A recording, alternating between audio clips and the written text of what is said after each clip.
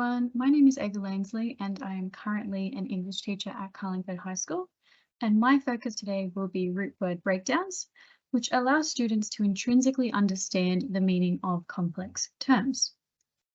So, what is it? Well, root word breakdowns is a teaching strategy which deconstructs a complex term into its morphemes, or units of meaning, such as roots, affixes, prefixes, and suffixes. In doing so, the teacher can illustrate the historical and linguistic origins behind each individual unit, thereby demonstrating how each unit operates together to form meaning. So, why use it? What's the purpose? Well, this strategy enables students to better understand the meaning of a complex term through investigating its individual units that make up its whole. Students can therefore better utilize this complex term in their own writing and speaking through understanding its morphemic meaning and rules, and thus accurately configure it to suit different sentence contexts. As English often demands students to authentically understand and correctly utilize complex terms in their work, this strategy can be really helpful to foster students' confidence in using such terms. This is especially true for students who do not have prior knowledge or use of these terms due to less cultural, academic, or linguistic capital. So, for example, ELD students or students from low SES backgrounds, etc. So just think, as English teachers, about being asked to write using the engineering term abrasion resistance without having an intrinsic understanding of its origin, meaning, and configuration. So, here is an example of a root word breakdown for the term medieval.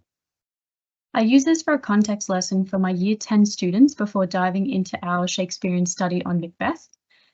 So the root word breakdown separates the prefix, root, and suffix, defining what these terms mean, and explaining it for the given word. I have also highlighted each unit of the word and identified its word grouping as an adjective.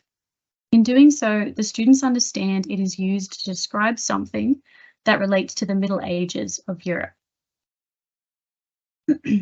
You can also pair the root word breakdown with a visual collage, which contains various images to further consolidate students' understanding of the term and how it identifies cultural, political, and historical concepts like art, law, religion, etc.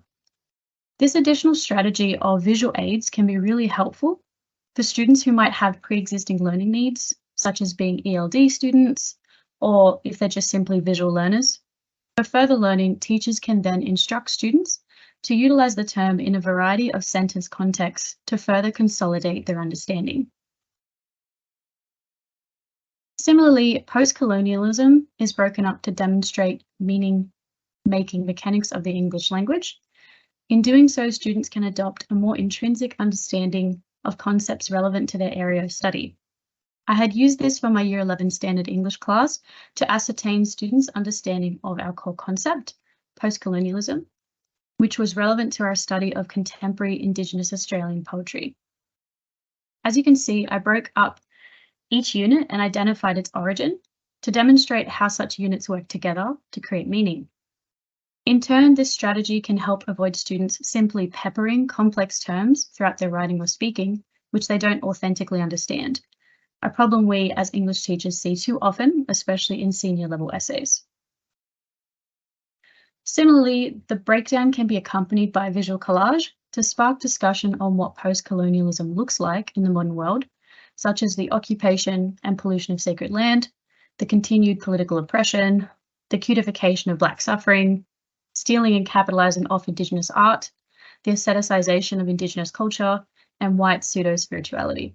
So I hope you found this strategy helpful, and thank you for watching.